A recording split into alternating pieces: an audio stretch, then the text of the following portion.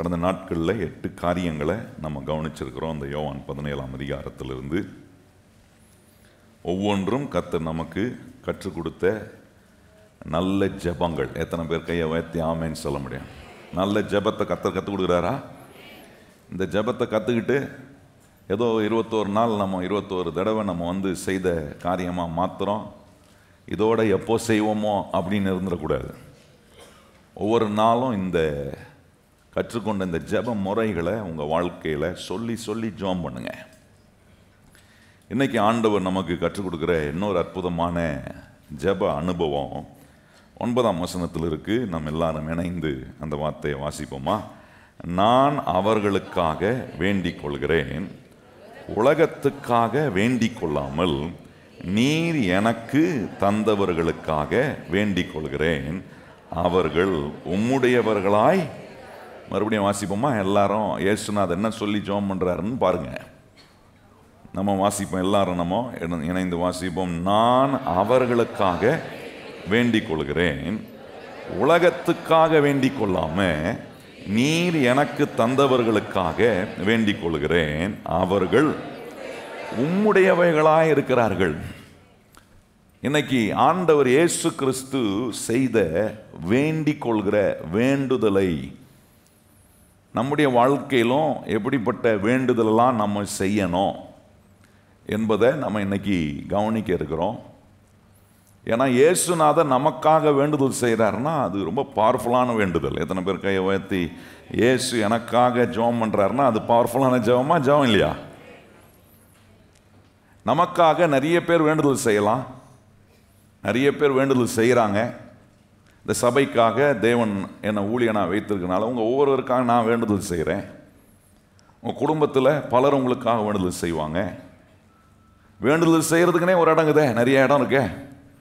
போய் எனக்காக கொஞ்சம் வேண்டிக்குங்கோ வேண்டிக்குங்கோ வேண்டிக்குங்கன்னு நம்ம என்ன பண்ணுறோம்? வழியே போய் பேர் கொடுத்துட்டு வந்துடுறோம். எப்படியும் அங்கே போய் அங்கங்கே வந்துடுது, நமக்கு என்ன பண்ணுறது? ஆனால் நான் எந்த வேண்டுதலை ரொம்ப பவர்ஃபுல்லாக நினைக்கிறேன்றது தான் ரொம்ப முக்கியம். நமக்காக நிறைய ஜெப பங்காளர்கள் இருக்கிறார், கர்த்தருக்கு ஸ்தோத்திரம். நிறைய ஜெப கோபுரங்கள் இருக்குது, கர்த்தருக்கு ஸ்தோத்திரம். ஆனால் இது எல்லாவற்றுக்கும் மேலே எனக்காக ஒருத்தர் வேண்டுதல் செய்கிறாரு. அவர் இரவும் பகலும் இடைவிடாமல் எனக்காக வேண்டுதல் செய்கிறார். எங்கேருந்து வேண்டுதல் செய்கிறார் தெரியுமா? பிதாவின் வலது பாஷ்யத்தில் வீட்டிருந்து உங்களுக்காகவும் எனக்காகவும் என்ன பண்ணுறாராம்? கையை உயர்த்தி ஆண்டவருக்கு எத்தனை பேர் நன்றி சொல்கிறீங்க? ஆண்டவரே, உங்களுக்கு ஒன்று தெரியுமா? ஏன்னா உங்கள் குடும்பத்தில் இருக்கிறவங்க உங்களுக்காக ஜெபம் பண்ண மறந்துடலாம். 24/7 உங்களை ஞாபகம் வச்சு ஜெபம் பண்ணுறாங்களா? சிலரெல்லாம் ஜெபம் பண்ண உங்களை நினச்சாலும் ஐயோ இவங்களை ஞாபகப்படுத்தினீர் ஆண்டவரே அப்படின்னு நினைக்கிறவங்க இருக்கிறாங்க. நான் சொல்கிறது புரியுதா உங்களுக்கு?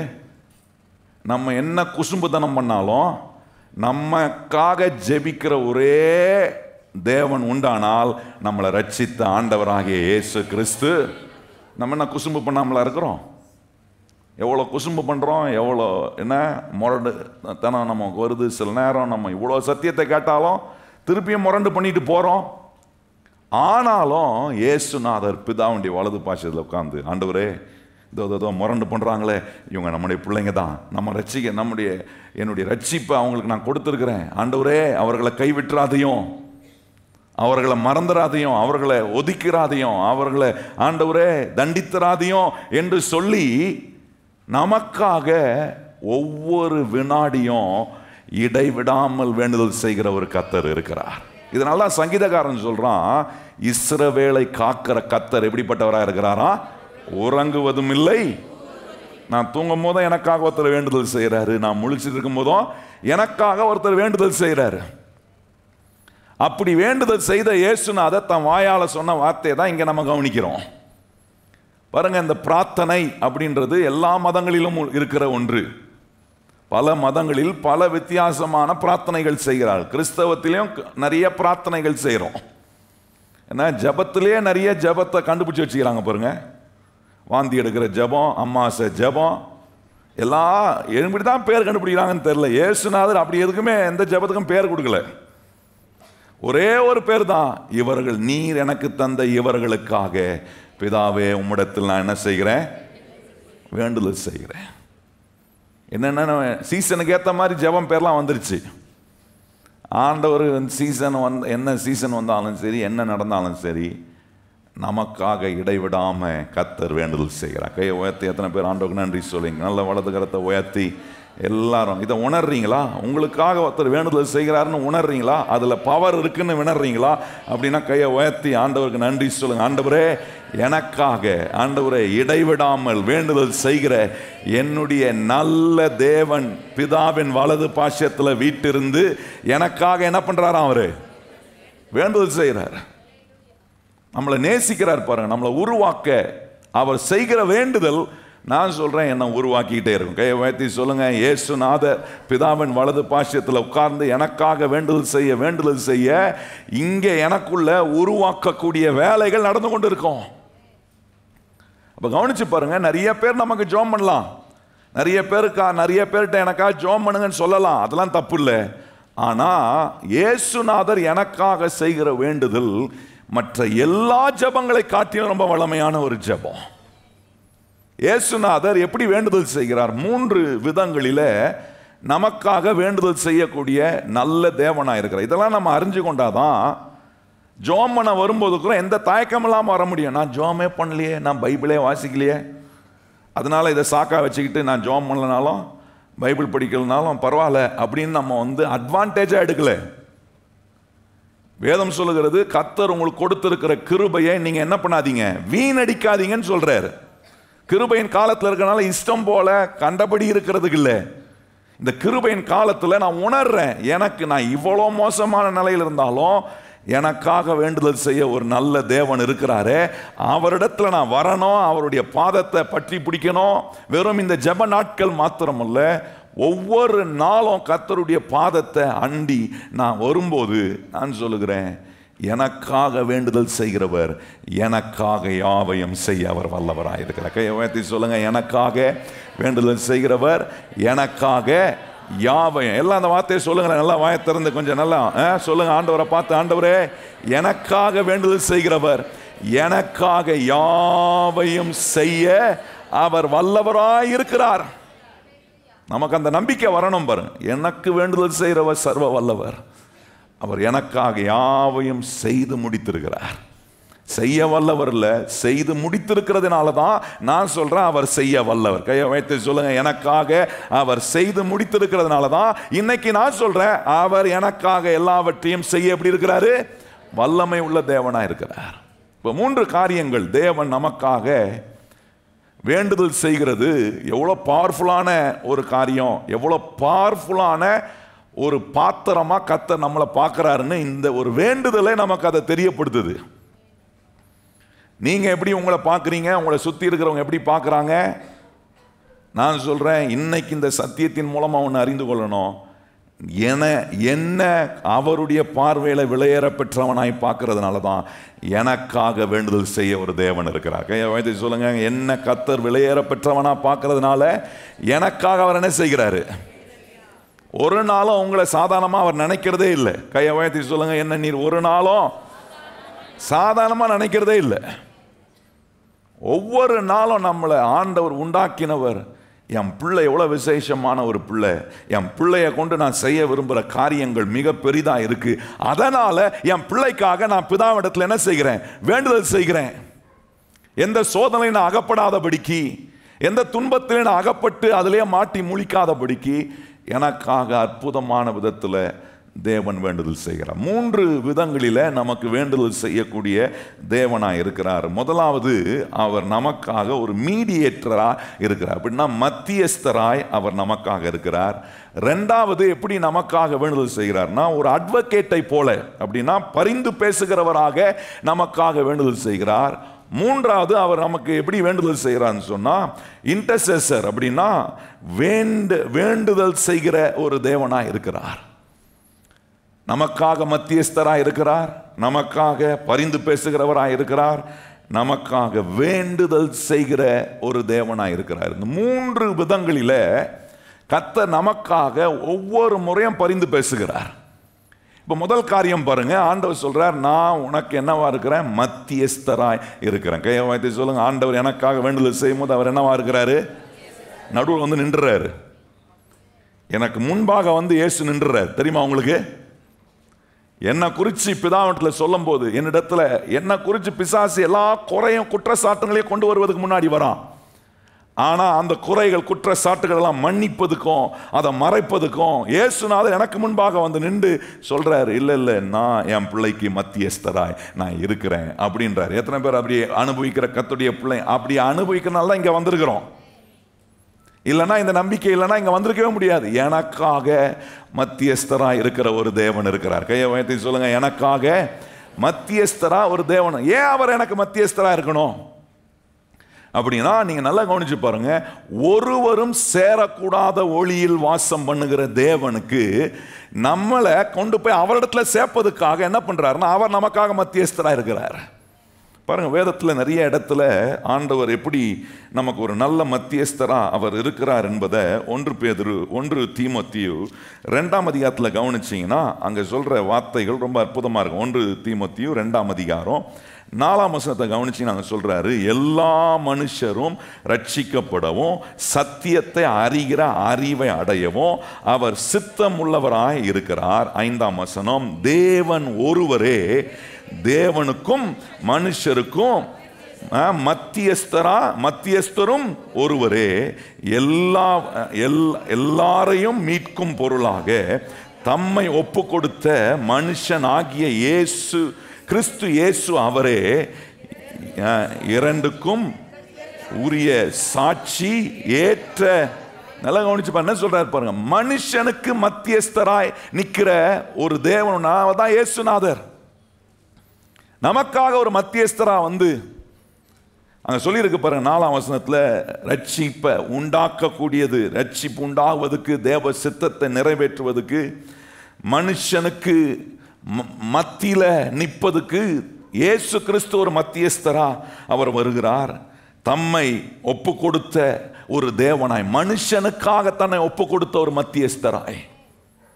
நீங்க எவ்வளவு விளையாட பெற்ற ஒரு தேவ ஜனமாய் நம்ம இருக்கிறோன்றத கொஞ்சம் யோசிக்கணும். ஆண்டவரே எனக்காக மத்தியஸ்தராய் வந்து என்னை மீட்கும் பொருளாய் மாத்திரமல்ல, என்னை ஆண்டவரோடு சேர்க்கக்கூடிய ஒரு வேலையை செய்கிற ஒரு மாத்திரம் இல்லை, மீட்டு சேர்த்து இன்னும் எனக்கு அவர் நடுவில் நின்று மத்தியஸ்தரா எனக்காக பேசிக்கிட்டே இருக்கிறார் பாருங்க.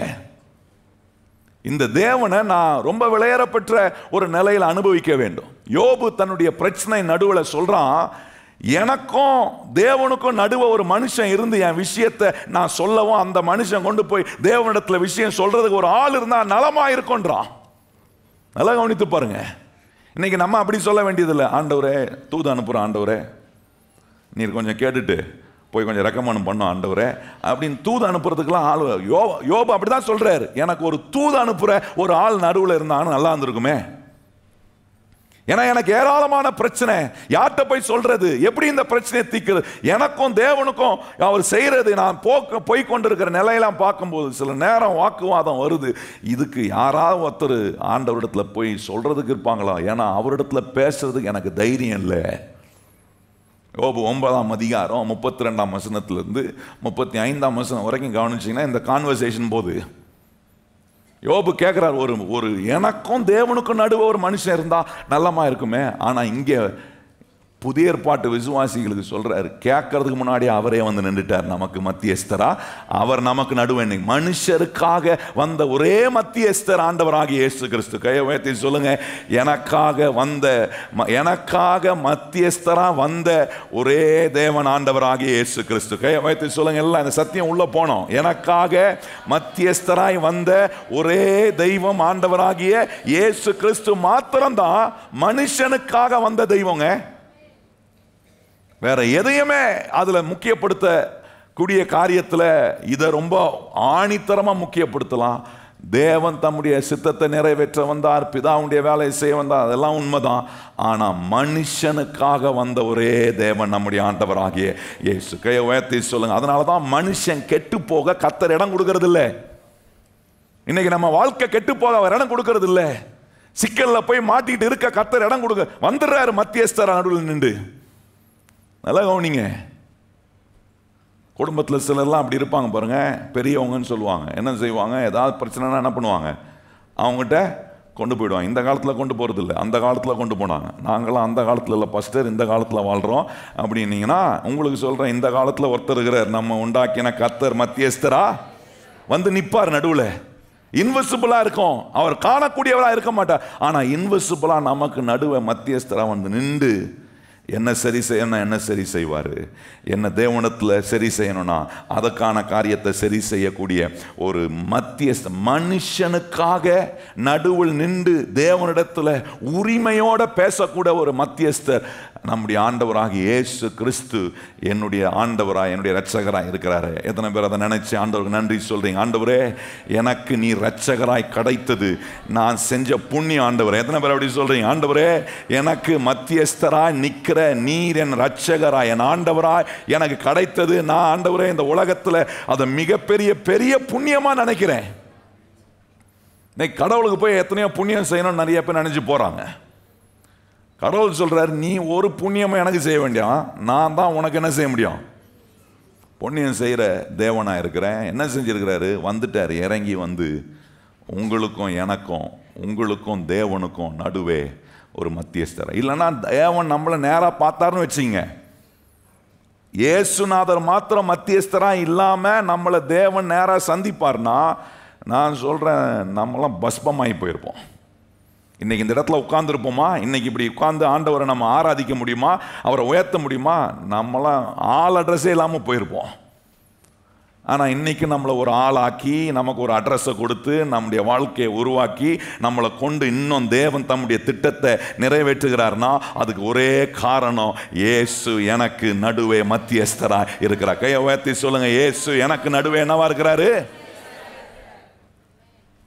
இதுதான் சங்கீதக்காரன் சொல்றான், நீர் மாத்திரம் என்னோட இராம போயிருந்தா என்னுடைய ஆத்துமா என்னைக்கோ நமக்கு எங்க போயிருக்கோம், மௌனத்துக்கு போயிருக்கோம். நம்மளாம் சொல்லணும், ஒன்றும் இல்லாமல் போயிருக்கோம் ஆண்டவரே.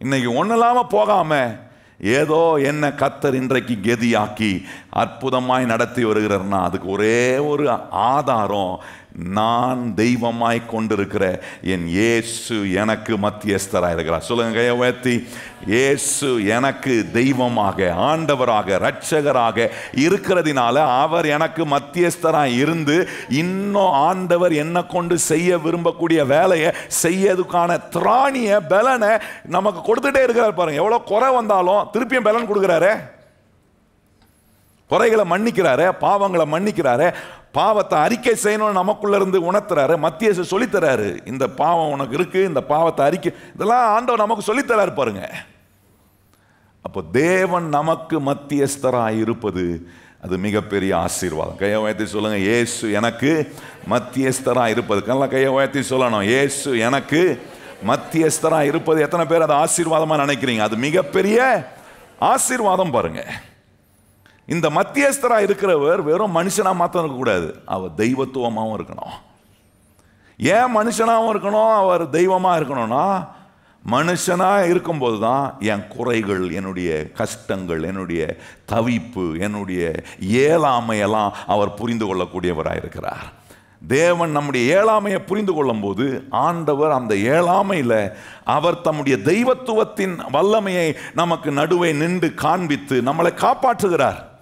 நல்லா நீங்கள் சில நேரம் வாழ்க்கையில் ஏழாமை வருகிறது, பலவீனங்கள் வருகிறது, சோர்வுகள் வருகிறது, பல காரியங்களுக்குள்ள நான் அப்படியே ஒரு மாதிரி என்ன செய்ய போறேன் தவித்து நிற்கக்கூடிய நேரத்தில் அந்த ஏழாமையை புரிந்து கொள்ளக்கூடிய விதத்தில் என் மத்தியஸ்தர் என் உணர்வுகளை புரிஞ்சிருக்கிறார், என்ன போல சோதிக்கப்படுறார். பாருங்க, வசனம் ரொம்ப அற்புதமாக பல காரியங்களை அவரை குறித்து சொல்லியிருக்கு. பாருங்க, எபிரேயர் 2ஆம் அதிகாரத்தில் என்ன, இந்த மத்தியஸ்தர் he is human as well as divine.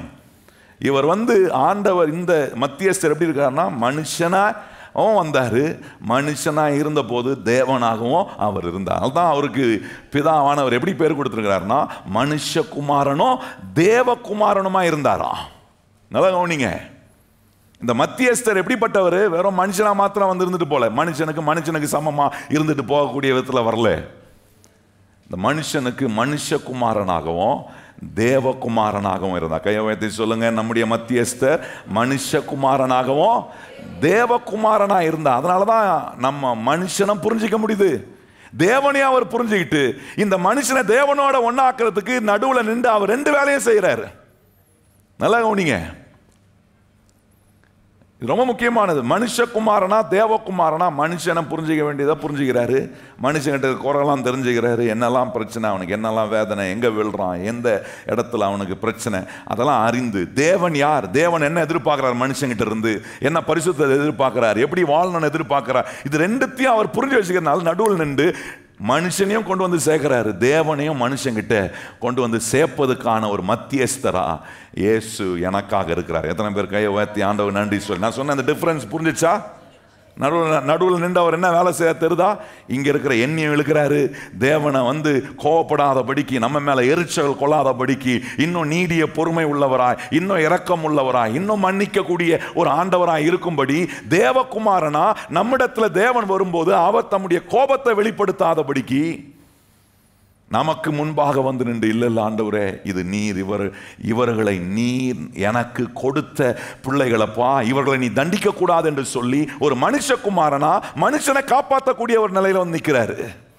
தேவகுமாரனா தேவ நீதியை நிறைவேற்ற கற்றுக் கொடுக்கக்கூடிய ஒரு தேவனாக நமக்கு நம்முடைய வாழ்க்கையில ஆண்டவராக அவர் இருக்கிறார். பாருங்க, இந்த குறிச்சி எபிரேயர்ல ரொம்ப அருமையா சொல்லியிருக்கு பாருங்க. 2ஆம் அதிகாரம் 14ஆம் வசனத்தை கவனிச்சிங்கன்னா அங்க சொல்லியிருக்கு, ஆதலால் பிள்ளைகள் மாம்சத்தையும் இரத்தத்தையும் உடையவர்களாய் இருக்க அவரும் அவர்களைப் போல மாம்சமும் இரத்தத்தையும் உடையவர் ஆனார்.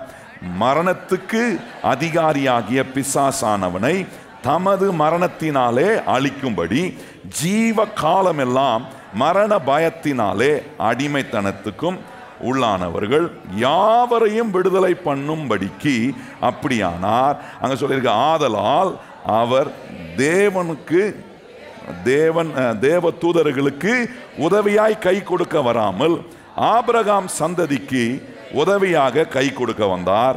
அன்றியும் அவர் ஜனத்தின் பாவங்களை நிவர்த்தி செய்கிற ஏதுவாக தேவ காரியங்களை குறித்து இரக்கமும் உண்மையும் உள்ள பிரதான ஆசாரியராய் இருக்கும்படி எவ்விதத்திலும் தம்முடைய சகோதரருக்கு ஒப்பாக வேண்டியதாய் இருந்தது.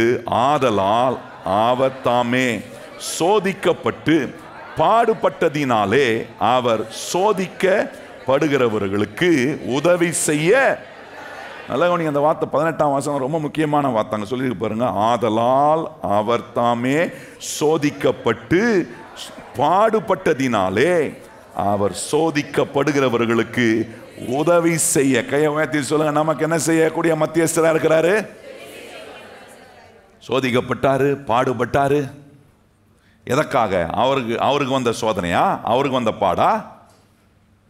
மனுஷனுக்கு வருகிற சோதனை, மனுஷனுக்கு வருகிற பாட புரிந்து கொள்ளக்கூடிய ஒரு மத்தியஸ்தரா, பிரதான ஆசாரியரா இருக்கும்படி மனுஷனாகவும் தேவனாகவும் அவர் மாறி நமக்கு மத்தியஸ்தராக வந்து நின்று என்ன செய்கிறார்? நமக்கு உதவி செய்யும்படி அவர் நம்முடைய பிரதான ஆசாரியரா இருக்கார். கையை வைத்து சொல்லுங்க, நமக்கு உதவி செய்யும். எத்தனை பேர் நம்புறீங்க? இன்னைக்கும் உதவி செய்யறாரா? இன்னைக்கும் உதவி செய்யறார். பாருங்க, மனுஷனுக்கு உதவி செய்ய நிற்கிறார். அவர் தேவதூதர்களுக்கு கை கொடுக்க வராம மனுஷனுக்கு உதவி செய்ய. ஆபிரகாமுடைய பிள்ளைகள் ரட்சிக்கப்பட்டு கிறிஸ்து இயேசுவுக்குள்ள ரட்சிக்கப்பட்டு ஆபிரகாமுடைய சுதந்திரத்துக்கு சுதந்திரவாளியா இருக்கிற உங்களையும் என்னையும் காப்பாற்றுவதற்கு உதவி செய்யக்கூடிய இரட்சகராய் அவர் இருக்கிறார். எபிரேயர் 4ஆம் அதிகாரம் பாருங்க, நமக்கு உதவி செய்ய வல்லவராய் இருக்கிறார். கையை வைத்து சொல்லுங்க, நம்முடைய ஆண்டவர் யாரு? மத்தியஸ்தர் யாரு? நமக்காக வேண்டுதல் செய்கிறவர் யாருன்னா, எனக்கு உதவி செய்ய வல்லவராய் இருக்கிறார். கையை வைத்து சொல்லுங்க, எனக்காக வேண்டுதல் செய்கிற மத்தியஸ்தர் எப்படிப்பட்டவராய் இருக்கிறனா, எனக்கு சொல்லுங்க, வாயத்திறந்து எனக்கு உதவி செய்ய. இது எல்லாரும் சொல்லணும். கையை உயர்த்தி சொல்லுங்க, இது எனக்கு உதவி செய்ய அவர் வல்லவராய் இருக்கிறார். குடும்பத்தில் இருக்கிற ஒவ்வொருத்தரும் சொல்லணும், எனக்கு உதவி செய்ய கர்த்தர் எப்படி இருக்கிறாரு? எபிரேயர் 4ஆம் அதிகாரத்தில் பாருங்க, 15ஆம் வசனத்தில் சொல்றாரு, நம்முடைய பாவங்கள் குறித்து பரிதபிக்க கூடாத பிரதான ஆசாரியர் நமக்கு இராமல் எல்லா விதத்திலும் நம்மை போல சோதிக்கப்பட்டும் பாவமில்லாதவராய் இருக்கிற பிரதான ஆசாரியரே நமக்கு இருக்கிறார். ஆதலால் நாம் இரக்கம் பெறவும், ஏற்ற சமயத்தில் சகாயம் செய்யும் கிருபை அடையவும், தைரியமாய் கிருபாசனத்தினண்டே சேரக்கடவும். நல்லா கவனிங்க, சொல்றாரு பாருங்க, சோதிக்கப்படுகிற நமக்கு உதவி செய்யக்கூடிய ஆண்டவராக இருக்கிறார். சோதனைகள், பல காரியங்கள், இந்த உலகத்தில் நிறைய சோதனை வருது பாருங்க. இன்னைக்கு சோதனை வரலையா? கவலைப்படாதீங்க, இன்னும் நாள் முடியல. நீங்க போனீங்கன்னா சோதனை வரும். சோதனை வரும், எப்படியாவது வரும். சாப்பாட்டில் வரும், வீட்டில் இருக்கிற நபர் மூலமாக வரும், எங்கள் பணத்து மூலமாக வரும். எந்த விதத்திலும் சோதிக்கப்படுறது இப்படி தான் வரும், இப்படி இந்த ரூபத்தில் வரும்னு சொல்லணும். எந்த ரூபத்தில் வேணால் வரும். ஆனால் சோதிக்கப்படும் போது ஒன்றை மறந்துடாதீங்க, அது நடுவே எனக்கு உதவி செய்ய ஒரு நல்ல மத்தியஸ்தர், கையை உயர்த்தி சொல்லுங்க, நல்ல மத்தியஸ்தர் ஆகிய இயேசு எங்கேயோ இல்லை, என் கூடவே இருக்கிறார். கையை உயர்த்தி சொல்லுங்க, அவர் என் கூடவே. சோதிக்கப்படுகிற என்ன அந்த சோதனையிலிருந்து விடுதலை பண்ண அவர் வல்லவராக இருக்கிறார். கையை உயர்த்தி சொல்லுங்க, சோதிக்கப்படுகிற என்ன அந்த சோதனையிலிருந்து விடுவிக்க. சோதனையில மாட்டி தவி போ, அதில் நல்லா கட்டுக்க பாடம், அடி வாங்கு அப்படின்னு விடுறவர் இல்லை. ஒவ்வொரு டெஸ்ட்லையும், ஒவ்வொரு சோதனையிலும், ஒவ்வொரு பரீட்சையிலையும், ஒவ்வொரு ட்ரையல்ஸ்லையும் ஆண்டவர் நம்மளை டெஸ்ட் பண்ணி, ஆண்டவர் அதில் ஆண்டவர் உதவி செய்த அந்த டெஸ்ட்லேருந்து நம்மளை காப்பாற்றுறாரு பாருங்க. நம்முடைய வாழ்க்கையை காப்பாற்றுவதற்கான உதவி செய்யக்கூடிய பிரதான ஆசாரியர் அவர். இப்படிப்பட்ட ஒரு பிரதான ஆசாரியர் இருக்கும்போது, நான் சொல்கிறேன், இப்படிப்பட்ட ஒரு மத்தியஸ்தர் பிரதான ஆசாரியராக நமக்கு இருக்கும்போது, ஒரு இடத்திலும் என்ன அவர் விட்டு கொடுக்கவே மாட்டார். கையை உயர்த்தி சொல்லுங்க, ஒரு இடத்திலும் கர்த்தர் என்ன பண்ண மாட்டார்? விட்டு கொடுக்கவே மாட்டார். வந்து வந்து வந்து எத்தனை முறை உனக்கு உதவி செய்யணும்னாலும் உதவி செய்ய அவர் வல்லவராயிரு. கையை உயர்த்தி சொல்லுங்க, எத்தனை முறை எனக்கு உதவி செய்து என்னை மன்னித்து என்னை தேவனோடு ஒப்புரவாக வைக்கக்கூடிய வேலையை எத்தனை தடவை செய்யணும்னாலும் செய்வார். ஏன் செய்கிறார்னா, நான் தைரியமா அவருக்கு முன்பாக வர. கையை உயர்த்தி சொல்லுங்க, நான் அவருக்கு முன்பாக எப்படி வர? இன்னைக்கு நம்ம எப்படி வந்திருக்கிறோம்? அதே தைரியமா சொல்ல மாட்டீங்களா நிறைய பேர்? அந்த காலத்துல தேவனுடைய பழைய ஏற்பாட்டில் தேவனுடைய சமூகத்துக்கு போறதுக்கே பயப்படுவாங்க. இன்னைக்கு எல்லாரும் தேவ சமூகத்துக்கு எப்படி வராங்க? இஷ்டம் போல வர்றது. எப்போ போனா இந்த ஆண்டவருக்கு வச்சுக்க மாட்டாரு, அதனால எப்போ வேணா போகலாம். கடைசியில் கூட போய் என்ன பண்ணலாம்? தலையை காட்டலாம். அந்த நாட்கள் அப்படி இல்லை. கர்த்தர் நியமிக்கிற நேரத்தில் அவரை சந்திக்க ஆசாரியன் போனோம். இல்லைன்னு வைங்க, போகிற ஆசாரியர் எப்படி போனோன்னா அவருக்கு பயங்கரமான தைரியம் இருக்கணும். இல்லைன்னா அவ்வளோதான், அவருடைய கதை அங்கேயே முடிஞ்சிச்சு. யோசிச்சு பாருங்க, இப்படி ஆண்டவர் உள்ளே வருகிற, உங்கள்கிட்ட குறை இருந்துச்சுன்னா, குற்றம் இருந்துச்சுன்னா, தப்பு இருந்துச்சுன்னா அவ்வளோதான், தேவ சமூகத்துக்கு வந்தது தான் கடைசி. அதுக்கப்புறம் நீ வீட்டுக்கு போக முடியாது. அப்படின்னா எப்படி இருக்கும்? எப்படி சொல்லிட்டு வருவீங்க? அப்பா நான் இன்னைக்கு போகிறேன் வீட்டுக்கு, வீட்டில் சொல்லிட்டு வந்திருப்பீங்க. வரும்போதே சந்தோஷமாக வந்திருப்பீங்க, கண்ணீரும் புலம்புலமாக தான் வந்திருக்கோம். நான் போகிறேன், நல்லா பார்த்துக்கோ, திருப்பியும் வருவானான்னு தெரில, வரலன்னா நான் செய்ய வேண்டியதெல்லாம் நீ செஞ்சு. இன்னைக்கு அப்படிலாம் சொல்கிறது இல்லையே. சந்தோஷமாக வரும். ஏன்னா எனக்காக ஒரு மத்தியஸ்தர் அந்த பயத்தை நீக்கிறார், அந்த கலக்கத்தை நீக்கிறார், அந்த ஒரு ஒரு அச்சத்தை நம்ம வாழ்க்கையை விட்டு அகற்றார் பாருங்க. அப்படிப்பட்ட மத்தியஸ்தர் நமக்கு நடுவே நின்று செய்கிற ஒரு காரியம், நான் சொல்றேன், நமக்கு கிடைத்த பெரிய ஆசீர்வாதம். கையை உயர்த்தி சொல்லுங்க, இது எனக்கு கிடைத்திருக்கிற பெரிய ஆசீர்வாதம். இந்த விதத்துல தான் இயேசு நான் சொல்றாரு, பிதாவே நீர் எனக்கு கொடுத்த இவர்களுக்காக நான் என்ன செய்கிறேன்? வேண்டுதல் செய்கிறேன்னா மத்தியஸ்தரா இருக்கிறேன், பிரதான ஆசாரியரா இருக்கிறேன். அவங்களுக்கு ஒவ்வொரு நாளும் அப்படி ஜெபம் பண்ணணும். நினைங்க, உங்க வாழ்க்கையில சில சோதனைகளுக்குள்ள அகப்படும் போது மறந்துடாதீங்க, எனக்கு யார் உதவி செய்வா? இல்ல இல்ல, எனக்கு மத்தியஸ்தரா இருக்கிற இயேசு எனக்கு உதவி செய்ய அவர் வல்லவராய். கையை உயர்த்தி சொல்லுங்க, எனக்கு அவர் உதவி செய்ய. இன்னைக்கு நான் சொல்றேன், அதே மத்தியஸ்தர் நேற்றும் இன்றும் என்றும் மாறாதவராய் இன்றைக்கும் உங்களுக்காக மத்தியஸ்தரா, பிரதான ஆசாரியரா, பிதாவின் வலது பாசத்தில் உட்கார்ந்து உங்களுக்கு உதவி செய்ய அவர் வல்லவராய் இருக்கிறார். நல்ல கவனிங்க, யார் உங்களுக்கு உதவி செய்யறாங்களோ இல்லையோ, இயேசு என்னுடைய மத்தியஸ்தரா இருக்கிறவர் எனக்கு உதவி செய்ய. கையை உயர்த்தி சொல்லுங்க, இயேசு எனக்கு மத்தியஸ்தரா இருக்கிறவர் என்ன செய்கிறாரு? நல்ல கவனிங்க, இது ஃபேவரபிளான ரிசல்ட் வரும். பக்கத்துல பார்த்து சொல்லுங்க, அவர் மத்தியஸ்தரா இருந்தா சாதகமான பதில் வரும். சொல்லுங்க வாய் திறந்து, என்ன பதில்? பாதக பதில் இல்லை. நல்லா சொல்லுங்க, பாதக பதில் இல்ல, சாதகமான ஃபேவரபிளான ரிசல்ட். கையை வைத்து சொல்லுங்க, கர்த்தர் என்ன செய்கிறாரு? ஃபேவரபிளான ரிசல்ட்.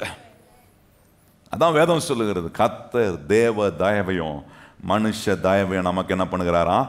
கட்டளை. தான் ஃபேவரபிளான ரிசல்ட். மத்தியஸ்தர்னா சும்மா இல்லைங்க, உதவி செய்கிறவர் மாத்திரம் இல்லை, இன்னொன்று செய்கிறாரு, எப்போவுமே எனக்கு ஃபேவரபிளான ரிசல்ட்டை, சாதகமான விளைவுகளை, பதிலை கொடுக்குற. கையை உயர்த்தி சொல்லுங்க, எனக்கு உதவி செய்கிற மத்தியஸ்தர் மாத்திரம் அல்ல, எனக்கு சாதகமான பதிலை, விளைவுகளை உண்டு பண்ணுகிற. கையை உயர்த்தி சொல்லுங்க, சாதகமான ஃபேவரபிளான ரிசல்ட்டை கொடுப்பாரு. நல்லா கவனிக்கணும். அதை கர்த்தர் நமக்கு எப்பவுமே நம்ம ஃபேவரா தான் இருப்பார். கையை வைத்து சொல்லுங்க, கர்த்தர் எப்பவுமே மத்தியஸ்தராக இருக்கிற இயேசுநாதர் எப்பவுமே என் ஃபேவரா தான் இருக்கிறார். எத்தனை பேர் தைரியமா சொல்ல முடியும்? அவர் என் ஃபேவரா இருந்து எனக்கு என்னெல்லாம் செய்யணுமோ செய்யறாரு. எவ்வளவு அற்புதமான ஒரு மத்தியஸ்தர். இப்படி ஒவ்வொரு நாளும் தியானிச்சு பாருங்க. ஜெபம் பண்ணும்போது, நடக்கும்போது, போகும்போது, உங்க வாழ்க்கையில சில சோதனைக்குள்ள போகும்போது சொல்லணும், இல்லை இல்லை, எனக்கு உதவி செய்கிறவர் மாத்திரம் இல்லை, எனக்கு ஃபேவரபிளான ரிசல்ட்டை கொடுக்குறோம். கைவதி சொல்ல, அவர் என்ன பண்ணுறார்? எனக்கு ஃபேவரபிளான, என்ன, சாதகமான பதிலை கொடுக்கிறவர், விளைவுகளை கொடுக்கிறவர். நல்ல கையை வைத்து சொல்லுங்க, எனக்கு சாதகமான, கண்டிப்பாக கொடுப்பார். பாருங்க, சில வசனங்களை சொல்கிறேன் பாருங்க. உதவி செய்கிறவராக இருக்கிறார்ன்றதை காண்பித்தேன். சாதகமான பதில் கொடுக்கிறவருக்கு அங்கே நிறைய இடத்துல அங்கே சொல்லப்பட்டிருக்கு. எபிரேயர் 8ஆம் அதிகாரத்தில் கவனிச்சிங்கன்னா அங்கே ஒரு வார்த்தை சொல்லப்பட்டிருக்கு. எபிரேயர் 8ஆம் அதிகாரம் 6ஆம் வசனத்தில் பாருங்க, இவரோ விசேஷித்த வாக்குத்தத்தங்களின் பேரில் சாபிக்கப்பட்ட விசேஷித்த உடன்படிக்கைக்கு எப்படி மத்தியஸ்தராய் இருக்கிறார். நல்லா கவனிங்க, சாதகமான பதிலை கொடுப்பதுக்கு, ஃபேவரபிளான ரிசல்ட்டை கொடுப்பதுக்கு அங்க சொல்றாரு, விசேஷித்த உடன்படிக்கைக்கு. ஒரு விசேஷித்த உடன்படிக்கையை கர்த்தர் என்னோட பண்றாரு. அவர் எனக்கு மத்தியஸ்தா இருக்கிறனால, விசேஷித்த உடன்படிக்கை உண்டா இருக்கனால எனக்கு சாதகமான பதிலை கொடுக்கக்கூடிய எப்படி மத்தியஸ்தரா இருக்கிறாரோ அப்படியே ஆசாரியர் ஊழியத்தை பெற்றிருக்கிறார். நல்லா கவனிங்க, அங்க என்ன சொல்றாரு? விசேஷித்த உடன்படிக்கையா. 12ஆம் வசனம் பாருங்க, அங்க சொல்லி இருக்கிறது, ஏனெனில் நான் அவர்கள் அக்கிரமங்களை கிருபையாய் மன்னித்து அவர்கள் பாவங்களை அக்கிரமங்களையும் இனி நினையாமல் இருப்பேன் என்று கர்த்தர் சொல்றாரு. ஃபேவரபிளான ரிசல்ட்டை கொடுப்பது காரணம் என்ன? என் அக்கிரமங்கள் எல்லாத்தையும் மன்னிக்கிறாரு. என்ன, அந்த ஒரு அனுபவத்துக்குள்ள நடத்துறாரு. நல்லா கவனிக்கணும். இந்த மத்தியஸ்தர் வேலை என்ன, சும்மா வந்து ஃபேவரபிளா இருந்துட்டு நான் எப்படி வேணா இருந்துட்டு போன்னு விட்டுற மாட்டாரு. வந்து நம்மளை அக்கிரமங்களை, நம்முடைய குறைகளை, நம்முடைய குற்றங்களை நிவர்த்தி செய்கிற, அதை நம்மளை விட்டு நீக்கி, அதை மறந்து, அதை மன்னித்து நம்முடைய வாழ்க்கையில் ஃபேவரபிளான ரிசல்ட்டை பிறப்பிக்கக்கூடிய, ஃபேவரபிளான ரிசல்ட்டை பிறப்பிக்கும் போது அங்கே சொல்லியிருக்கு, விசேஷித்த வாக்குத்தத்தத்தை நமக்கு சுகந்தரிக்கும்படி செய்கிறாரு. ரெண்டாவது அங்கே சொல்கிறாரு, எபிரேயர் 9ஆம் அதிகாரம் 15ஆம் வசனம் கவனிச்சிங்கன்னா அங்கே பின்புறத்தில் சொல்கிறாரு, நித்திய சுகந்தரத்தை அடைந்து கொள்வதற்காக புது உடன்படிக்கையின் மத்தியஸ்தராய் இருக்கிறார். நல்லா கவனித்துப்பாங்க, சொல்லியிருக்கிற நித்திய சுதந்திரத்தை நாம் சுகந்தரித்துக் கொள்வதற்காக. ஃபேவரபிளான ரிசல்ட்னா நித்திய சுதந்திரத்தை பெறுவதற்காக.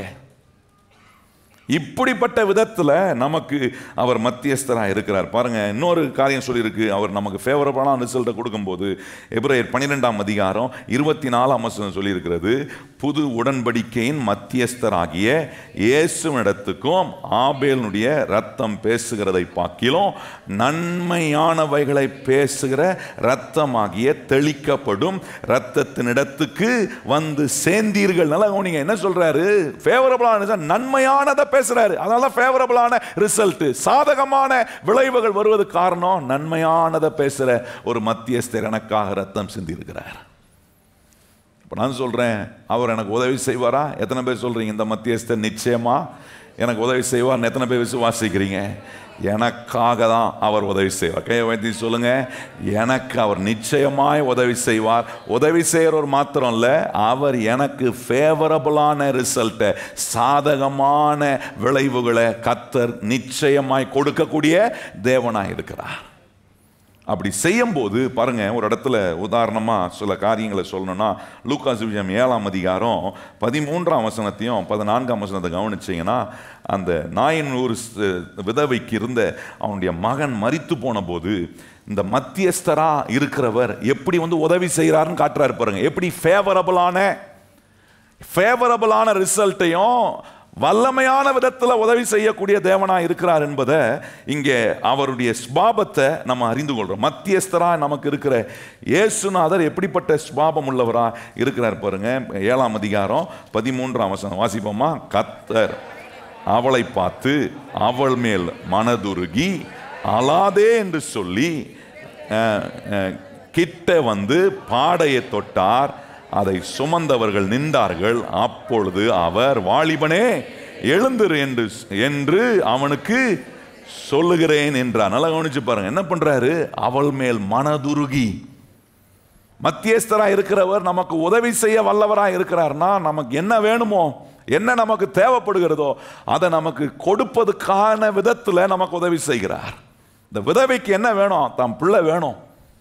தம் பிள்ளைய வாழ வைப்பதுக்கான விதத்தில் இயேசுநாதர் வந்து அவள் மேல் மனம் இறங்கி அவனுடைய பிள்ளைய செத்து போன அந்த வாலிபனை உயிரோட எழுப்பி கொண்டு வந்து அவளை பார்த்து சொல்ற, அழாதே என்று அவள் மேல மனதுருகி அவளுக்கு உதவி செய்யக்கூடிய ஒரு நல்ல பிரதான ஆசாரியரா, நல்ல மத்தியஸ்தரா என்ன பண்றாரு?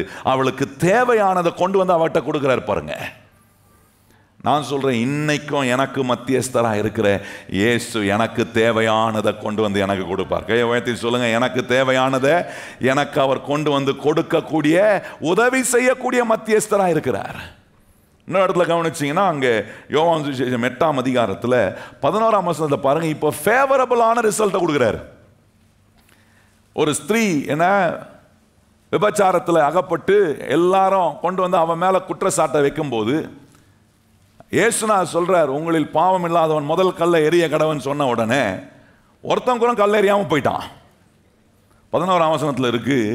பார்க்கிறாரு, உன்னை ஒருத்தனை ஆக்கினைக்குள்ள ஆக்கலையா அப்படின்னு கேட்கிறாரு. அப்போ ஆண்டவர் இயேசு சொல்றார், ஃபேவரபிளான மத்தியஸ்தர் எப்படி ஃபேவரபிளான ரிசல்ட்டை நமக்கு கொடுக்கக்கூடிய தேவனா இருக்கிறான்னு கவனிச்சு பாருங்க. நாயின் ஒரு உதவியுடைய மகளுக்கு அவளுடைய மகனை உயிரோடு எழுப்பி அவளுக்கு உதவி செய்யக்கூடிய ஒரு மத்தியஸ்தரா இருந்தார். அவளுக்கு வேண்டியதை கொண்டு வந்து அவ கையில கொடுக்கிறார். இந்தா பிடிச்சிக்க உன் பிள்ளைய, இந்த பிள்ளைக்காக தானே அழுகிற, இந்த பிள்ளை மறிச்சு போயிட்டானே அப்படித்தானே அழுகிற, உனக்கு யாரும் இல்லைன்னா அழுகிற, இந்த உனக்கு உதவி செய்கிற மத்தியஸ்தரா மரித்து போன உன் பிள்ளைய எழுப்பி கொண்டு வந்து அந்த தாயின் இடத்துல கொடுக்கிறார். இந்த சகோதரி எல்லாம் குற்றப்படுத்தி எல்லாரும் அவளை குற்றவாளியை போல கொண்டு வந்து இயேசுக்கு முன்பாக நிறுத்தின போது இயேசுநாதர் சொல்றா, உங்களில் பாவம் இல்லாதவன் முதல் கல்லை எரிய கடவுன்னு சொன்னோன்னா ஒருத்தனும் இல்லை, எல்லாம் ஓட்டான். சொல்றாரு, கல் எறியணும்னா நான் தான் நியாயமா உன் மேல என்ன பண்ண முடியும்? கல் எறிய முடியும். ஆனா நான் உன் மேல கல் எறிய வரல, உனக்கு என்ன ஃபேவரபிளான தேவனாய் இருப்பதுக்காக நான் வந்திருக்கிறேன். ஆகவே அவளை பார்த்து சொல்றார், போ, இனி என்ன செய்யாத, பாவம் செய்ய. தான் ஃபேவரபிளான ரிசல்ட்டுங்க. மத்தியஸ்தரா இயேசுநாதர் ஃபேவரபிளா நம்ம பக்கம் நின்றாருன்னா சொல்லுவார், பண்ணிட்ட, தப்பு செஞ்சிட்ட, ஓகே, ஆனா இனி தப்பு செய்யாத. கையை உயர்த்தி சொல்லுங்க, நம்முடைய ஆண்டவர் எப்படிப்பட்டவர்? நம்முடைய தப்பு, நம்முடைய பிழைகளை, நம்முடைய குறைகளை அவர் அறிகிறார். அறிஞ்சு சொல்றாரு, போ, பரவாயில்ல, இனி என்ன பண்ணாத, செய்யாத. கையை உயர்த்தி சொல்லுங்க. ஆண்டவர் சொல்ல, என்னை கர்த்தருடைய சமூகத்தில் கையை உயர்த்தி சொல்லுங்க. ஏதாவது தவறுகள் செஞ்சிருப்பீங்களா? உங்க செய்கையின் மூலமா, பேச்சின் மூலமா செஞ்சு போய் ஒரு காரியத்தில் சிக்கி இருக்கிறீங்களா? கர்த்தர் சொல்றார், பரவாயில்ல, ஆனா இனி செய்யாத. கையை உயர்த்தி சொல்லுங்க, ஆண்டவரே, இப்படிப்பட்ட ஃபேவரபிளான ரிசல்ட் மனுஷன் கொடுக்கவே முடியாதுங்க, கர்த்தர் ஒருவர் தான் எனக்கு கொடுக்க முடியும். அந்த தேவன் தான் எனக்கு எப்படி இருக்கிறாரு? ஒரு மத்தியஸ்தர் மாறி இருக்கிறார். மத்தியஸ்தர் மாறி இல்ல, மத்தியஸ்தராகவே இருக்கிறார். எத்தனை பேர் கையை உயர்த்தி இந்த ரெண்டு காரியத்துக்காக நன்றி சொல்றீங்க? ஆண்டவரே, நீர் எனக்கு நடுவே ஆண்டவரே பிரதான ஆசாரியராய், மத்தியஸ்தராய் எனக்கு நின்று எனக்கு உதவி செய்கிறதுக்காக ஸ்தோத்திரம். கையை உயர்த்தி சொல்லுங்க, ஆண்டவரே, நீர் எனக்கு உதவி செய்கிறதுக்காக ஸ்தோத்திரம். ஆண்டவரே, உதவி செய்கிறவர் மாத்திரம் இல்ல, சாதகமான விளைவுகளை எனக்கு உண்டு பண்ணுகிறவர். கையை உயர்த்தி சொல்லுங்க, கர்த்தர் என்ன பண்றாரு? எனக்கு சாதகமான. எவ்வளவு அருமையான ஆண்டவர்! இந்த மாதிரி ஒரு ஆண்டவரை நமக்கு வச்சுக்கிட்டு அவரை விட்டுட்டு போக முடியுமாங்க? அவருக்கு எதிரான ஏதாவது செய்ய முடியுமா? செய்ய மனசு வருமா? யோசித்து பாருங்க. எவ்வளவு எதிரான இருந்தாலும் எனக்கு சாதகமாகவே இருக்கிறாரே, சாதகமான விளை. இந்த தேவனுக்கு நான் எப்படி மனசாட்சியை கொன்றுதான் நான் ஒரு எதிரான காரியத்தை இந்த தேவனுக்கு விரோதமாக செய்ய முடியும்? இந்த மனசாட்சி உணரும்படி, சரீரம் உணரலாம் கூட, இந்த மத்தியஸ்தரை நான் என் மனசாட்சி உணர ஆரம்பிக்கும் போது, நான் இந்த மத்தியஸ்தருக்கு எதிர்த்து ஏதாவது செய்யணும்னா இந்த மனசாட்சியை கொன்னுதான் நான் செய்யணும். மனசாட்சியை கொன்னு வாழ்றவன் ஒரு மனுஷனாவே இருக்க முடியாது. நல்லா கவனிங்க. அதான் ஆண்டவர் நம்முடைய மனசாட்சியோட ஆண்டவர் டீல் பண்றார், நம்முடைய உணர்வோடு ஆண்டவர் டீல் பண்றார். ஏன்னா காட்டுறார், இந்த உணர்வுக்குள்ள நீ உன்னை புரிஞ்சுக்கணும், நான் உனக்கு எப்படிப்பட்ட மத்தியஸ்தரா இருக்கிறேன். அப்ப ஆண்டவர் எப்படி வேண்டுதல் செய்கிறாரு? ஒரு மத்தியஸ்தரை போல எனக்காக வேண்டுதல் செய்ய. கையை உயர்த்தி ஆண்டவர் நன்றி சொல்லுங்க. ஆண்டவரே, எனக்கு நீர் எப்படி வேண்டுதல் செய்கிறீரு?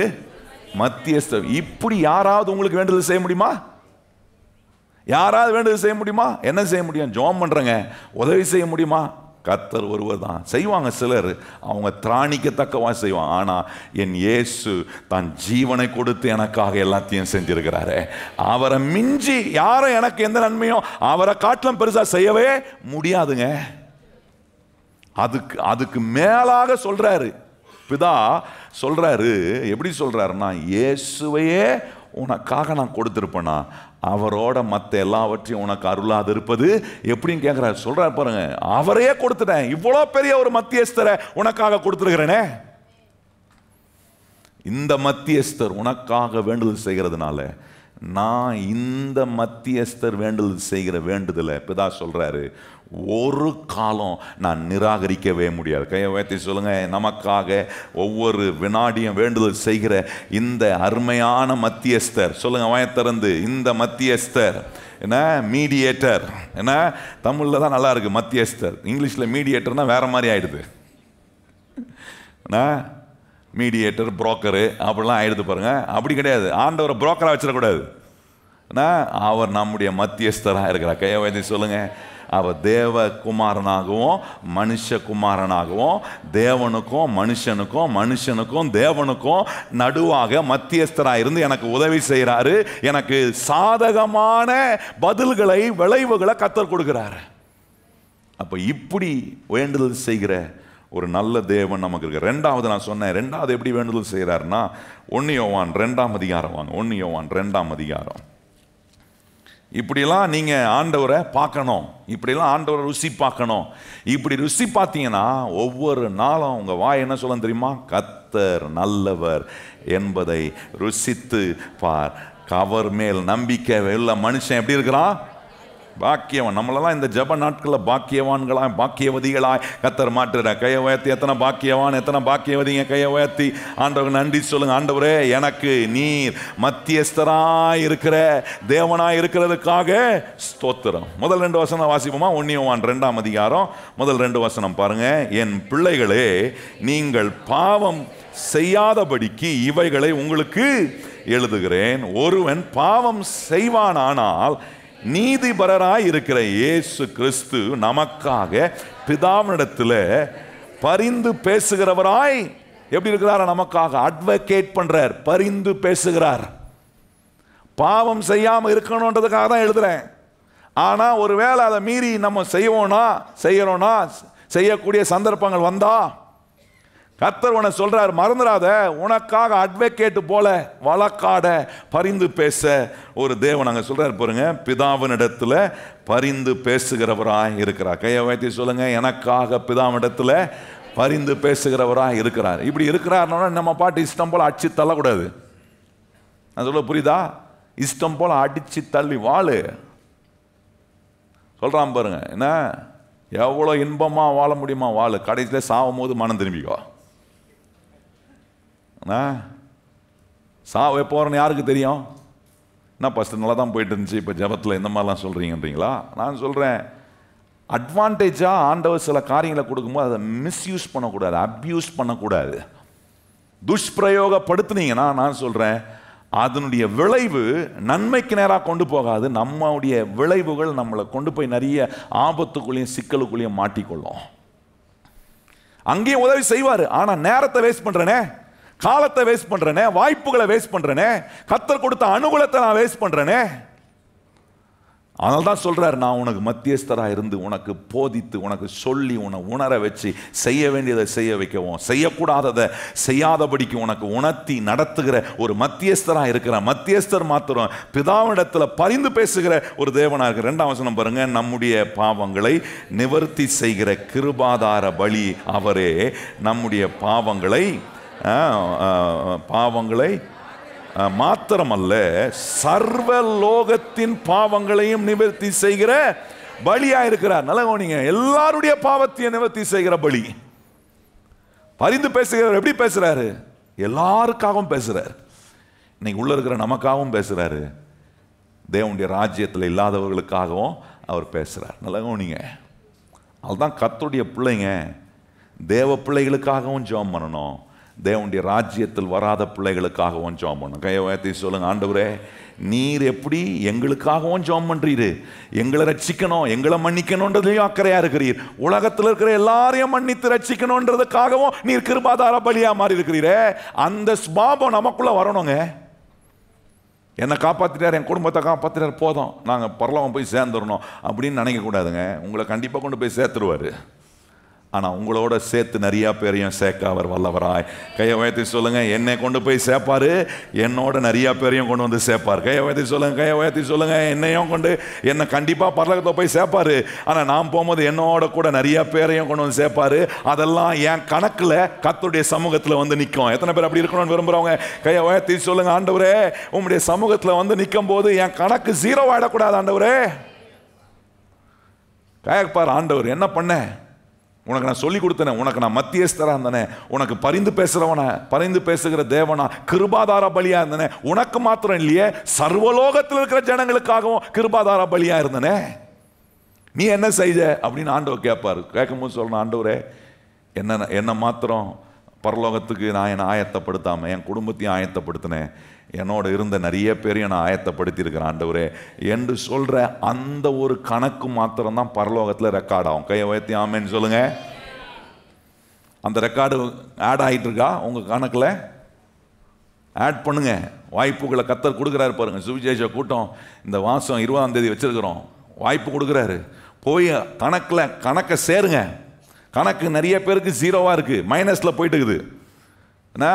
இந்த விஷயத்தில் நான் மாத்திரம் ரட்சிக்கப்பட்டேன், நான் மாத்திரம் இன்னும் ஆண்டவர் எவ்வளோ அருமையாக இந்த சபையில் நான் ஆண்டவரை பற்றி அறிகிறேன், நான் மாத்திரம் வரேன், நான் மாத்திரம் அறிகிறேன்னு இருந்தீங்கன்னு வச்சிங்க, உங்கள் கணக்கு பரலோகத்தில் 0.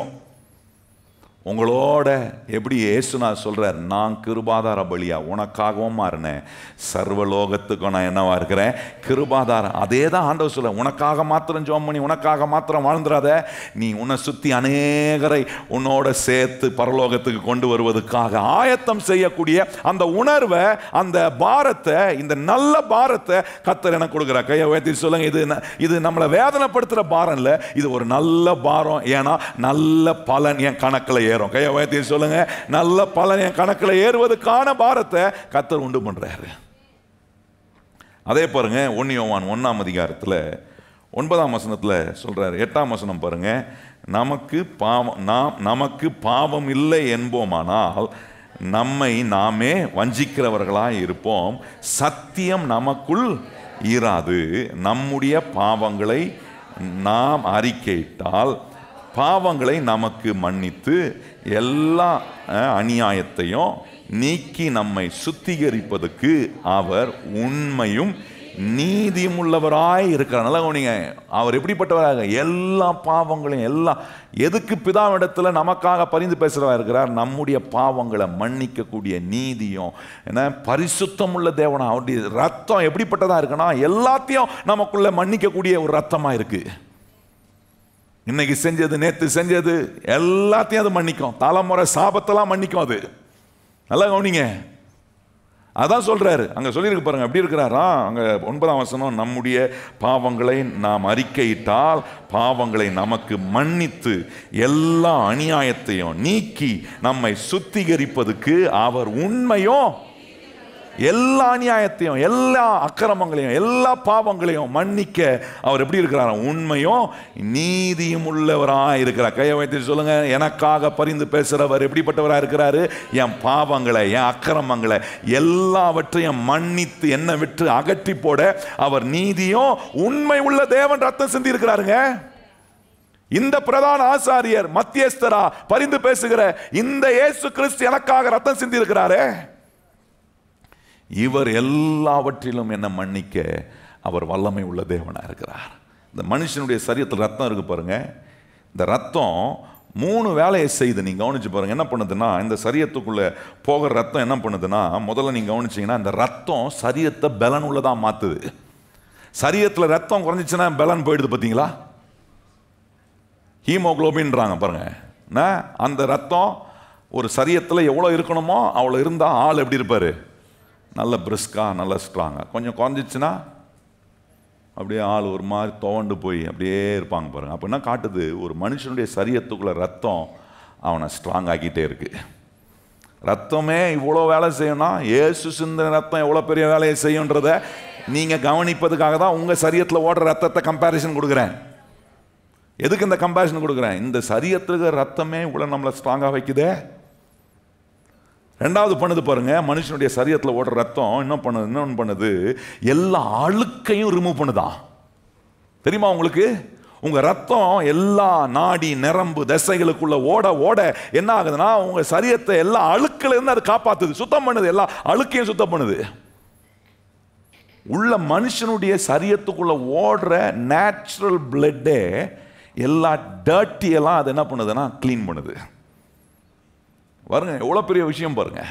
கர்த்தருடைய படைப்பு ஆண்டவர் மனுஷனுடைய சரீரத்தில் வச்சு ரத்தம் என்ன மாதிரி வேலை செய்து பாருங்க. மூணாவது, மனுஷனுடைய சரீரத்தில் ரத்தம் என்ன பண்ணுதுன்னா எல்லா வியாதியையும் எதிர்த்து போராடுது.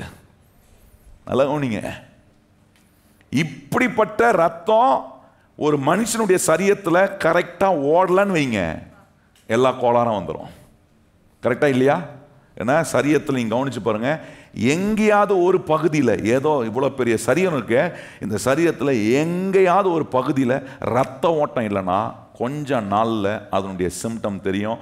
கொஞ்சம் நாளில் என்ன ஆகணும், அங்கே வந்து அப்படியே கொஞ்சம் கொஞ்சமாக அழுவி போகிற சிம்டமை நீங்கள் பார்க்கலாம். அப்போ ரத்தம் ஓட ஓட அந்த ரத்தம் என்ன பண்ணுது? எல்லாம் அது வியாதியை எதிர்த்து வேலை செய்து எல்லா அழுக்கையும் சுத்தம் பண்ணுது. ரத்தம் ஓட ஓட ரத்தம் அந்த சரீரத்தில் வேண்டிய அளவு இருக்கும்போது அந்த ரத்தம் அந்த மனுஷனுடைய சரீரத்தை பலமாக மாற்றுதே. நான் கேட்குறேன், ஜென்ம சரீரத்தில் ஓடுற ரத்தமே இவ்வளோ வேலை செய்யணும், மனுஷனுக்காக ரத்தத்தை சிந்தின இயேசுடைய ரத்தம் எவ்வளோ வல்லமையான வேலையை நமக்குள்ளே செய்யணும்னு நினச்சி அதான் சொல்கிறாரு. அவர் எல்லா அக்கிரமங்களையும், எல்லா அநியாயங்களையும், எல்லா விதமான காரியங்களையும் அவர் நீக்கி நம்மளை மன்னிக்க அவர் நீதியும் உண்மை உள்ள தேவனாக இருக்கிறார். இப்படிப்பட்ட ஒரு இயேசு எனக்கு மத்தியஸ்தராய் பரிந்து பேசுகிறவராய் பிரதான ஆசாரியராய் தம்முடைய ரத்தத்தை சிந்தி இருக்கிறாரே. கையை உயர்த்தி சொல்லுங்க, இந்த ரத்தம் என்னை உள்ளம் புறமும் சுத்திகரிக்கிற ரத்தம். எத்தனை பேர் சொல்றீங்க இந்த ரத்தம் என்ன பண்ணும்? என்னை உள்ளம் புறமும் சுத்திகரிக்க உண்மையும் நீதி உள்ளவராய் அவர் இருக்கிறார். கையை வைத்து சொல்லுங்க, உண்மையும் நீதி உள்ள தேவனாய் அவர் இருக்கிறார். மூன்றாவது நம்ம இன்னொரு காரியம் பாருங்க, அதில் இன்னொரு விஷயத்தை சொல்ல விரும்புகிறேன். அங்கே சொல்லியிருக்கு பாருங்க, ரோமர் 8ஆம் அதிகாரத்தில் கவனிச்சிங்கன்னா இன்னொரு அற்புதமான காரியத்தை கர்த்தர் காட்டுகிறார். எப்படி நமக்காக பரிந்து பேசுகிற தேவன் எப்படிலாம் நமக்காக செயல்படுகிறாரு அப்படின்றத இந்த ரோமர் 8ஆம் அதிகாரம் 33ஆம் வசனத்தை கவனிச்சிங்கன்னா அங்கே சொல்லியிருக்கிறது, தேவன் தெரிந்து கொண்டவர்கள் மேல் குற்றம் சாட்டுகிறவன் யார்? நல்லா கவனிங்க. நமக்காக பரிந்து பேசி நம்மளை தெரிந்து கொண்டு வச்சிருக்கிற நமக்காக குற்றம் சாட்டுகிறவன் யார்? தேவனே அவர்களை நீதிமான்கள் ஆக்கியிருக்கிறார். ஆக்கினைக்குள்ளாக தீர்க்கிறவன் யார்? கிறிஸ்துவே மரித்தவர், அவரே எழுந்திருக்கிறவர், அவரே தேவனுடைய வலது பாட்சியத்தில் இருக்கிறவர், நமக்காக வேண்டுதல் செய்கிறோமோ அவரே. நல்லா கவனிச்சு பாருங்க, என்ன சொல்றாரு? குற்றம் சாட்டுகிறவன் யார்? குற்றம் சாட்டக்கூடிய ஒரே தேவன் ஆண்டவர் மட்டும்தான். ஏன்னா அவருக்கு தான் எல்லா தகுதியும் இருக்கு. ஆனா சொல்றாரு, அவரே என்ன குற்றம் சாட்டல, அவர் என்ன என்னவாக்குறாருன்னா நீதிமான் ஆக்குறாரு. பரிந்து பேசுகிற இந்த இயேசு கிறிஸ்து எனக்கு ஒன்னு சொல்றாரு, நான் உன்னை நீதிமானாக்கி வச்சிருக்கிறேன். கையை வாய்த்தி சொல்லுங்க, கர்த்தர் என்ன என்ன வாக்கி வச்சிருக்கிறாரு? நல்ல வாயத்தான் சொல்லுங்க, என்னென்ன வாக்கி வச்சிருக்கிறாரு? இந்த நீதிமான் ஆக்கப்படுகிறது உங்களால உண்டானதில்லை, இது தேவன் உங்களுக்கு கொடுக்கிறது. அவரை விசுவாசிக்கிறேன், அவரை என் ஆண்டவராக ஏற்றுக்கொள்றேன், அவர் என் பாவத்தை மன்னிக்க, அவர் என்னுடைய அக்கிரமங்களை மன்னிக்க உண்மையும் நீதி உள்ள தேவனாக இருக்கிறார். பிதாவிடத்தில் எனக்காக அவர் பரிந்து பேசுறார். இதெல்லாம் நான் அறிந்து வைத்திருக்கிறதுனால இப்ப எனக்கு தெரியுது, அவர் என்னை நீதிமான் ஆக்கியிருக்கிறார். கையை வாய்த்தி சொல்லுங்க, அவர் என்ன ஆக்கியிருக்கிறாரு? நிறைய நம்ம அதை ஏத்துக்கிறதே இல்லை. பாருங்க, நான் நீதிமானா? அப்படி சொன்னால் நான் பாவி ஆயிடுவேன் அப்படின்வாங்க சிலர். நான் சொல்கிறேன், பாவியாக இருந்த என்ன தான் கர்த்தர் தம்முடைய விலையேறப்பட்ட ரத்தத்தினால கழுவி பிதாவினிடத்தில் எனக்காக பரிந்து பேசி என்ன நீதிமான் ஆக்கியிருக்கிறார். கையை வைத்தி சொல்லுங்கள், என்ன நீதிமான் ஆக்கியிருக்கிறார். நல்லா கவனிங்க, இப்படி என்னை ஆக்கி வச்சிருக்கிறான்றதை நம்பினாதான் பவுல் சொல்றாரு, 31ஆம் வசனத்தில் சொல்றாரு, அங்க சொல்றாரு, இவைகளை குறித்து நான் என்ன சொல்வேன், தேவன் நம்முடைய பட்சத்தில் இருந்தால் நமக்கு விரோதமாய் குற்றம் சாட்டுகிறவன் நீனா நீதிமானா? நீனா உன்னை ஆண்டவர் மன்னிச்சிட்டாரா? குற்றம் சாட்ட பிசாசு வருவான், மனசாட்சி பேசும், நம்முடைய என்ன குற்ற உணர்வுகள் நமக்கு வரும். அப்போதான் நமக்கு தெரியணும், இல்லை எப்படினாலும் எனக்கு உதவி செய்ய ஒரு மத்தியஸ்தர் இருக்கிறார், என் பக்கத்தில் ஃபேவரபுளான ரிசல்ட்டை கொடுக்க ஒருத்தர் இருக்கிறாரு, எனக்காக பிதாவண்டத்தில் பரிந்து பேசுகிற ஒருத்தர் இருக்கிறார், எனக்காக ரத்தம் சிந்தி இருக்கிறார், அவர் என்னை மன்னிக்க உண்மையும் நீதி உள்ள தேவனாய், நான் என் பாவத்தை அறிக்கை பண்ணா என்னை மன்னிக்க, என் அக்கிரமங்கள் எல்லாவற்றிலும் என்னை விடுதலை பண்ண நீதி உள்ள தேவனாய் இருக்கிறார், இவர் என் பட்சத்தில் இருக்கிறார். கையை வைத்து சொல்லுங்க, இந்த தேவன் எங்க இருக்கிறாரு? எனக்கு எதிராக இல்லை, அவர் என் பட்சத்தில் இருக்கிறார். கையை வைத்து சொல்லுங்க, இந்த தேவன் எனக்கு எதிரானவர் கிடையாது, என் பட்சத்தில் இருக்கிறார். அதனால நான் சொல்லலாம், எதுவுமே என்ன ஒன்றும் செய்ய முடியாது. கையை வைத்து சொல்லுங்க, ஒன்றும் என்னை எதுவும் செய்ய முடியாது. இந்த தேவன் தான் சொல்றாரு, இவைகளை குறித்து நான் என்ன சொல்லுவேன், தேவன் நம் பட்சத்தில் இருந்தால் நமக்கு விரோதமாய் நிற்பவன். கையை உயர்த்தி சொல்லுங்க, இந்த தேவன் என் பட்சத்தில் இருக்கிறாரு, எனக்காக பரிந்து பேசுகிற தேவன் எங்க இருக்கிறாரு? எங்கேயோ இருக்கிறார்ல, என் பட்சத்தில் இருக்கிறாரு. ஆகவே மனுஷன் அல்லது என்னை சுத்தி பிசாசு கொண்டு வருகிற எந்த குற்றச்சாட்டும் என்ன ஒண்ணுமே பண்ண முடியாது. ஏன்னா என்னுடைய மத்தியஸ்தர், எனக்காக பரிந்து பேசுகிற தேவன் எனக்காக இடைவிடாமல் ஒவ்வொரு நாளும் என்ன செய்கிறாரு?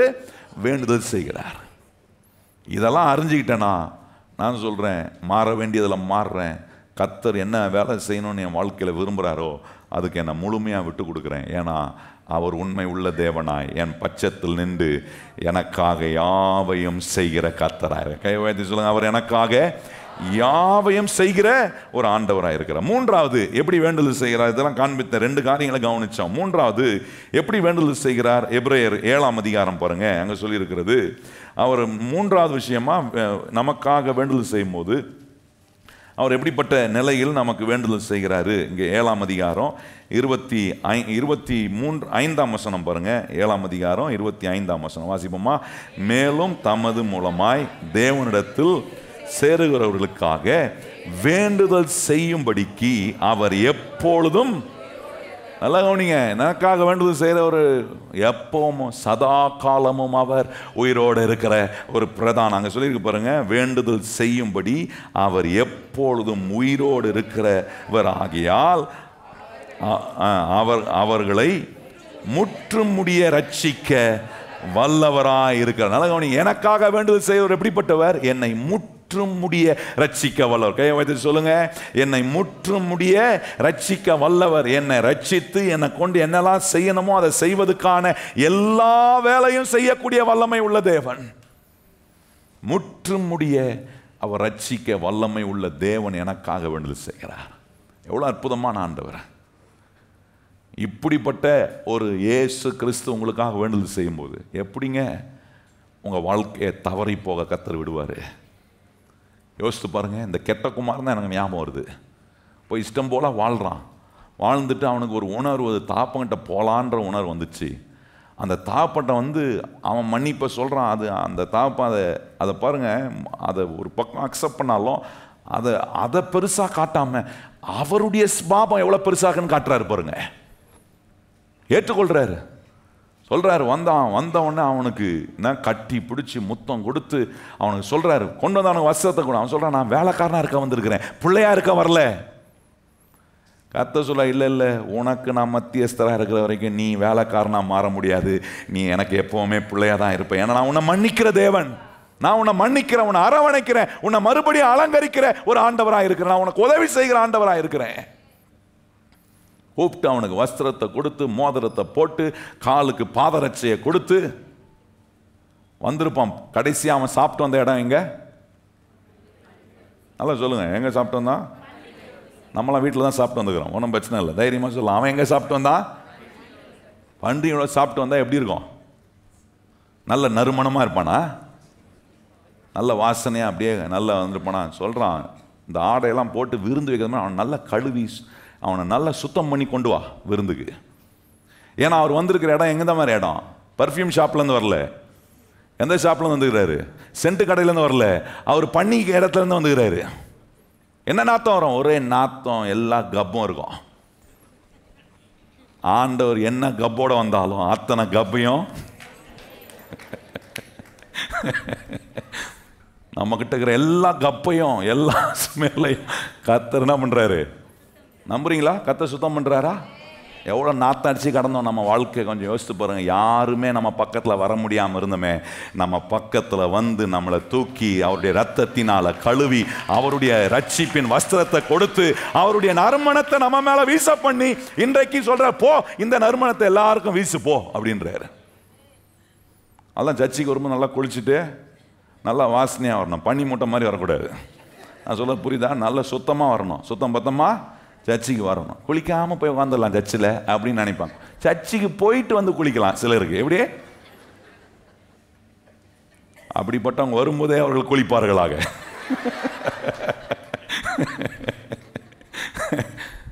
சர்ச்சுக்கு வரும்போது சுத்தமாக, ஏன்னா இங்கே கர்த்தர் என்ன இன்னும் அதிக சுத்தமாக என் சரீரத்தை நான் சுத்தம் பண்ணுறேன், என் ஆத்துமாவை அவர் சுத்தம் பண்ணுற இடத்துக்கு வரும்போது அழுக்காக வரக்கூடாது, நல்ல சுத்தமாக வரணும். பல்லுகள்லாம் தேய்ச்சிட்டு சரி சொல்லுவோம், காலில் பல்லு விளக்கிட்டேன், ஜெபத்துக்கு வரதுக்கு முன்னாடி பல்ல விளக்கிட்டு வரணும். அப்போ தான் நீங்கள் பக்கத்தில் ஸ்தோத்திரனீங்கன்னா சில வாயிச்சோம், ஐயோ ஆண்டவரே இதை வாய் சொல்லுங்க.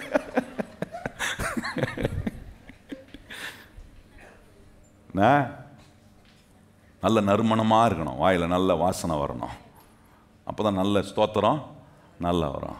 ஒரே நாத்தம் வந்துச்சுன்னா அந்த வாயில் என்ன வரும்? ஸ்தோத்திரம் வருது. உங்கள் வாயில் ஸ்தோத்திரம், பக்கத்தில் இருக்கிற வாயில் அவங்க ஸ்தோத்திரம் வராது. ஐயோ ஆண்டவரே இது எப்போ வாயை மூடும் ஆண்டவரே, அப்படி தான் இருக்கும். நேரம் முடிஞ்சிச்சு, இன்னும் நிறைய இருக்குது சொல்ல, ஆனால் நேரம் முடிஞ்சிச்சு. அவனை கூப்பிட்டு அவனை கழுவி சுத்தம் பண்ணி விருந்து ஆயத்தப்படுத்தி தாகப்பம் காட்டுறாரு. அவர் எவ்வளோ அன்பு வைத்திருக்கிறார், எவ்வளோ உண்மை உள்ள தேவன். நான் சொல்கிறேன், இயேசு அப்படிப்பட்டது தாங்க. நமக்காக மத்தியஸ்தரா பிதாவினிடத்துல பரிந்து பேசுகிறாரு, நமக்காக மத்தியஸ்தராக இருக்கிறார், நமக்காக வேண்டுதல் செய்கிறார். முற்றும் முடிய நம்மளை ரட்சிக்க வல்லமை உள்ள விதத்தில் அவர் நமக்காக வேண்டுதல் செய்கிறார். இப்படிப்பட்ட தேவன் நம்முடைய பட்சத்தில் இருக்கும்போது நமக்கு விரோதமாய் நிற்பவன் யார்? எத்தனை பேர் கையை வச்சு சொல்லுங்க, இப்படிப்பட்ட தேவன் என் பட்சத்தில் இருக்கும்போது என்ன வேணா வரட்டுங்க, கர்த்தர் என்ன வெற்றி சிறக்க பண்ண அவர் வல்லவராய் இருக்கிறார், எனக்கு உதவி செய்ய அவர் வல்லவராய் இருக்கிறார். கழுவி சுத்தம் பண்ணி அதுக்கப்புறம் நல்ல வாசனையாக வந்திருப்பான். விருந்தில் வந்து என்ன கொண்டாட்டம் வந்திருக்கும் கொஞ்சம் யோசித்து பாருங்க. அதுக்கு பிறகு அவன் அசுத்தம் ஆகிறதுக்கு கர்த்தர் இடம் கொடுக்கவே இல்லை, தகப்பன் விட்டுருக்கவே மாட்டார். ஒரு முறை போயிட்டு வரட்டும் அப்படின்னு விட்டுருப்பாரு. போயிட்டு வர்றதுக்குறம் அவனுக்கு என்ன உணர்வு கொடுக்குறாரு? இங்கே இருக்கும்போதே நீ தகப்பனுடைய அன்பை எவ்வளோ அதிகமாக ருசிச்சிருக்கிற, வெளியே போய் நீ வரும்போதும் இன்னும் எவ்வளோ அதிகமாக நீ ருசிக்கிற, அதனால் வெளியே போயிட்டு வாங்கன்னு சொல்ல. நல்லா கவனிக்கணும். பாஸ்டர் ஏதாவது சொல்கிறாருன்னா நம்ம சொல்கிற கருத்தை பிடிக்க மாட்டான். போயிட்டு வர சொன்னார் பாஸ்டர் தான் அப்படின்னு கொஞ்சம் சினிமாவுக்கு போயிட்டு வரேன் பாஸ்டர், பார்த்துட்டு வரேன் கொஞ்சம், ஏன்னா கொஞ்சம் போய் லைட்டாக கொஞ்சம் அடிச்சுட்டு வரேன் அப்படின்னு போனீங்கன்னா அது உங்களை அடிக்கும், போட்டு டப்புன்னு அடிக்கும். இல்லை ஆண்டவரே எங்கே போனாலும் உங்கள் அன்பை பார்க்குறேன், நீர் எவ்வளோ உண்மை உள்ளவரா, எவ்வளோ அற்புதமான மத்தியஸ்தரா, எனக்காக இப்படி வேண்டுதல் செய்கிற ஒரு தேவன் இருக்கிறீரே.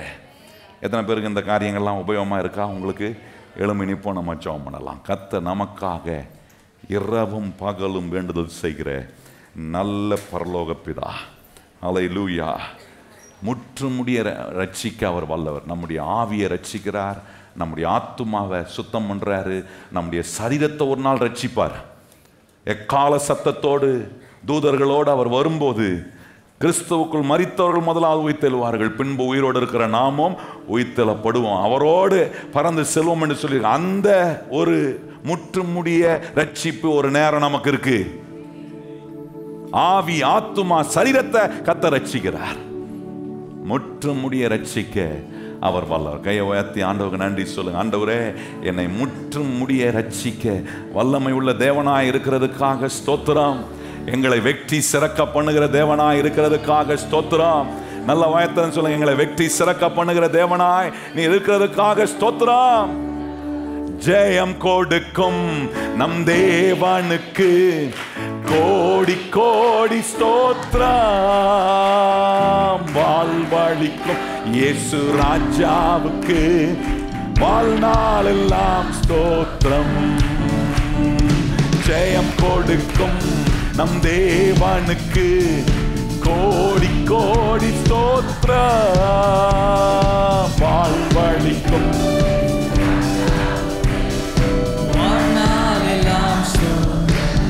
அற்புதம் அற்புதம் செய்பவர், அகிலமும் படைத்தவர். அற்புதம் செய்பவர், அகிலமும் படைத்தவர். யுத்தத்தில் யுத்தத்தில் வல்லவர், மீட்பர் ஜெயிக்கிறார். யுத்தத்தில் வல்லவர், மீட்பர் ஜெயிக்கிறார். ஜெயம் கொடுக்கும் நம் தேவனுக்கு கோடி கோடி ஸ்தோத்திரம்.